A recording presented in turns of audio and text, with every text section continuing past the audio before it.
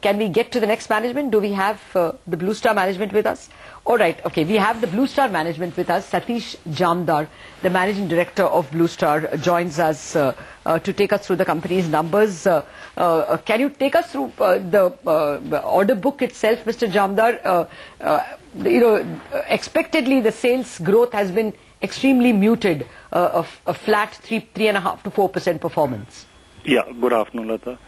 The top line has been sort of steady right through the year, very little growth, about flattish. But what is hidden there is that within the segments also there are items which are actually grown and others which we have decided to degrow because we thought they were not profitable. I'll give you some examples.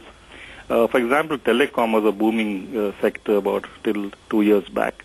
And we found that it's actually slowing down and the cash flows are, not going well. And we decided to sort of dealing from that.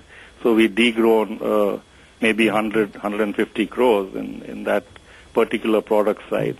But we have added in our package ACs, our chillers, and our exports. So though it looks like a flat thing, there's ups and downs within built in there. Okay. But the truth is also that on the contracting business, you can see our last results were very bad. In the first time we had losses.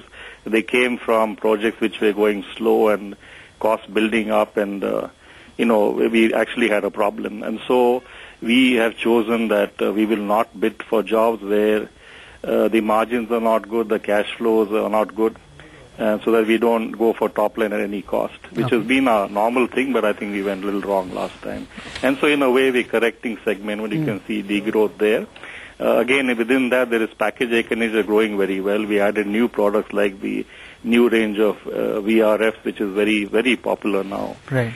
So it's actually a mixed bag. So we are focusing on profitability and cash flow and capital employed. Right. At the same time, getting our act together and getting new products in. So I think our direction is clear. I did mention that we had a bad year. This year is sort of a half good year, if I want to call it that. Okay. We're still going through some bad patches, but we look at a good year next year. Okay. In terms of FY13, Mr. Jamdar, I guess a lot of analysts who track your company have already written it off.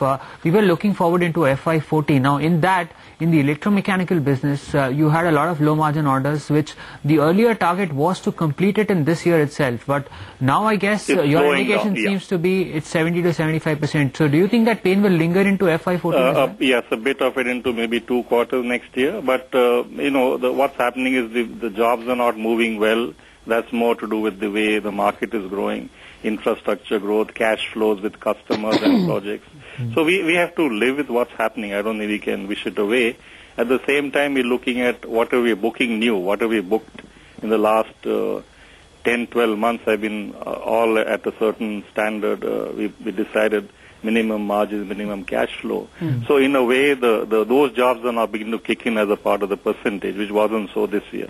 So while I'm not saying it will be great in the first 2 quarters on this segment, on the contracting side, especially because the old carryovers, but we are hoping that with 2 years of sort of degrowth in the room ACs, hopefully this year thing may, with things happening, hopefully in the action on the ground, I think the sentiment a little better, but I can't be sure right now. We are discussing, I think sometime back, diesel prices, whether the inflation will go up. It's a little iffy, but we're feeling that maybe smaller towns and people's aspirations still is the key, and these kind of products which are not to do with infrastructure and all may still grow. Okay, so in that there's a lot of competition from abroad as well, China, Korea, a lot of players have entered in. Do you see that being a bigger problem, or do you think tier 2, tier 3 markets are still where domestic players have an edge?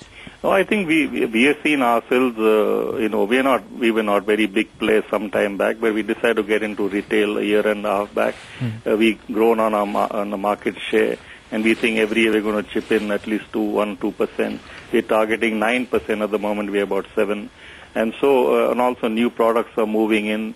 We revamped our factories. For example, our deep freezer factory just commissioned the Ahmedabad plant. In spite of going through some difficult time, we thought it's good to invest for the future. We added R&D capacity. So we are feeling that this is the area that will grow, and we need to be prepared.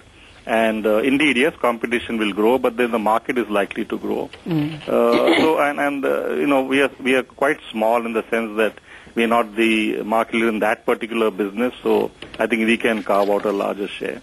We need to protect ourselves where we are market leader, like packaged ACs and those kind of refrigeration products, cold rooms, etc. So we are working on those also.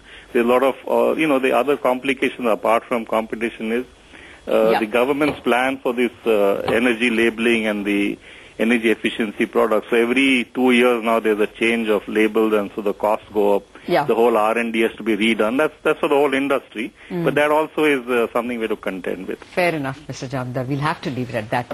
Thank you very much indeed for joining us. So things not quite working up on the industrial side, but hopefully the consumers will bail him out. That's what Mr. Jamdar hopes. We have to take a break on that note. Back in a minute.